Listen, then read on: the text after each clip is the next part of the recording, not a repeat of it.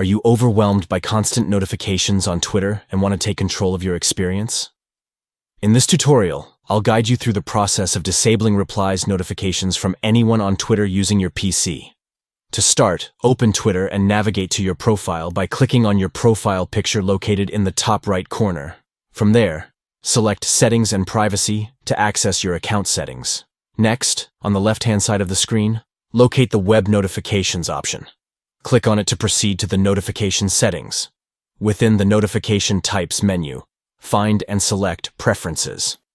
This will allow you to customize the types of notifications you receive on Twitter. Now, locate and click on Push Notifications to manage your real-time notification settings.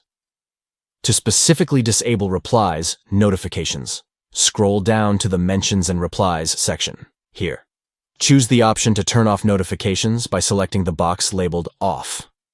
Lastly, don't forget to save your changes by clicking the Save Changes button at the bottom of the page.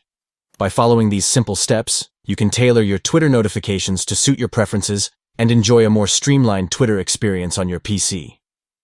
Say goodbye to unwanted notifications and regain control of your Twitter feed today.